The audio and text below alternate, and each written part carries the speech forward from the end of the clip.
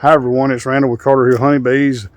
We're in the afternoon here, February 7th, 2022. Used up all my 55 gallon of the sugar water I made a few days ago. Now it's time to make another one, and real quick, I'm going to make a short video here, kind of show you how I do it. You'll notice I'm going to be making it right here just a few feet from some of these hives. So it's cooled down to 52 degrees.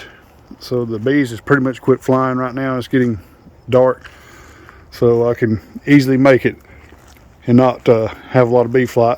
So I've got my garden hose running here. Got my 55 gallon drum ready. Got my shaft down in there. Motor's going. I'm running some water down in here.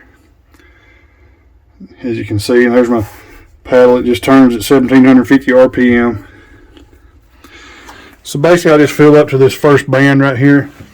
I don't really know the exact water. I did figure it up initially. I do know what I need to make 1-to-1 sugar water for that 55 gallon drum to fill it all the way up is 235 pound, which is what I have here, 9 25-pound bags and then a 10-pound bag. So that should be 235 pound. And they've been in here a while, so I'm gonna have to kind of break them up. Then I'm fixing to dump all those in there, spin it a little bit, and then fill the drum all the way to the top as it agitates. And then it's gonna soak overnight, and then in the morning, right at daylight, once I go to work, I'm gonna pour it out in my community feeders, and time it warms up tomorrow, it'll be out there for the bees. So let me go ahead and get started. I've got all the water in there, so I'm gonna let her spin like this for about 15 minutes. I don't have any idea how much water's in there. I did initially at the first figure it all out, but all I have to remember is to make this drum 1-to-1, I need about 230 pounds of sugar, and then just fill the rest of it away with water, and I'll be good to go. So I'm going to let this mix for about 15 minutes, shut it off, and we'll take a look at it then.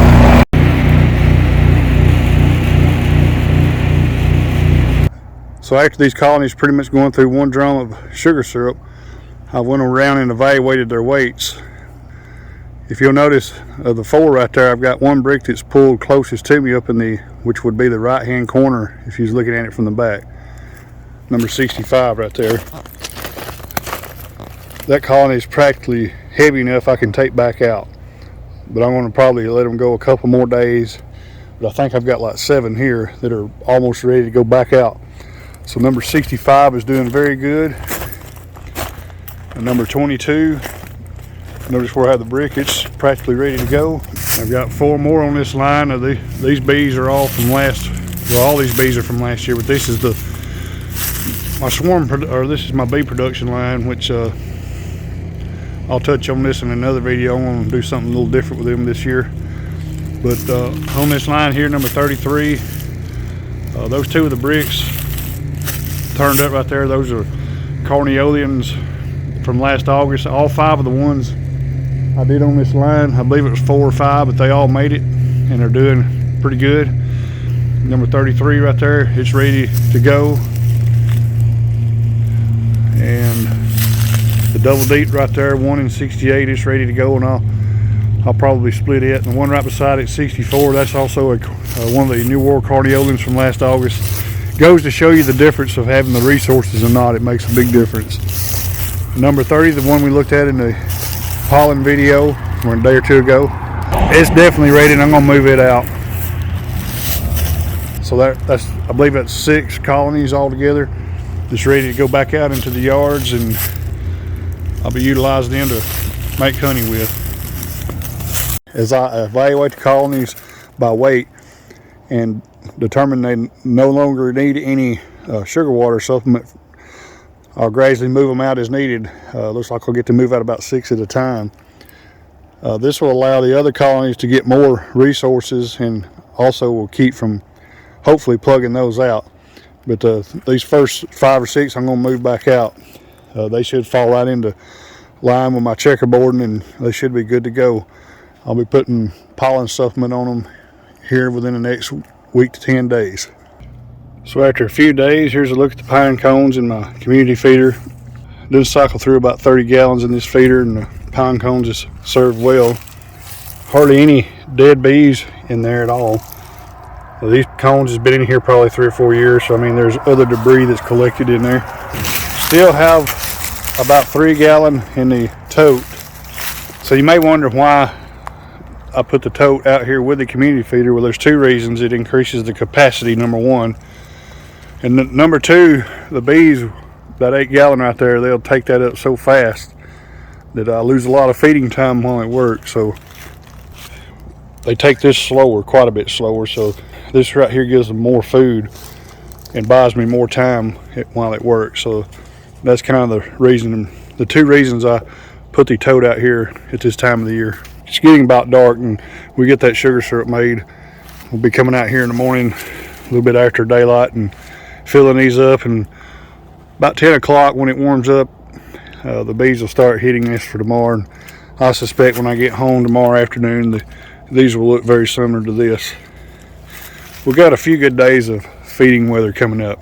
So here's the drum of sugar water after we've agitated it up. This should be right at 1 to 1. Notice it kind of looks milky, but everything's dissolved in there. I didn't heat the water at all, and that's what I just learned and tried to last time, and it worked very good. Now we're talking about water temperatures here are probably in the 50s. Really surprised this worked, but it worked very well. So I'm going to cover this up in about 12-13 hours from now.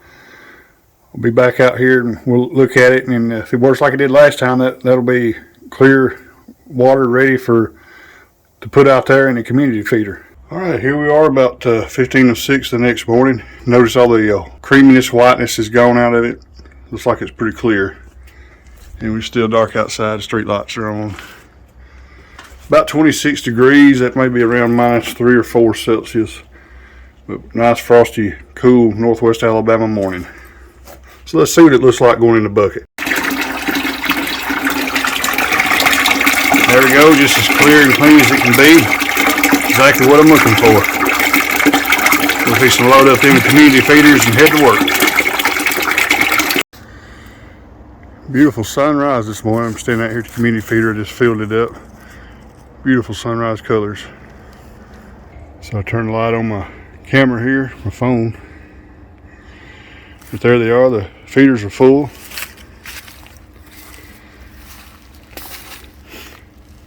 They're ready to go in about 4.5 hours. As soon as the temperature gets up around 38-40 degrees, they'll start coming out here.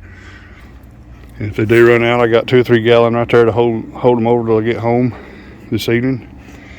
And if I don't have to be gone too late, I'll restock it this evening and let them get that much more feeding during the day. We'll close out the video with this beautiful sunrise color. So appreciate you for joining me on this short video, and we'll catch you on the next one.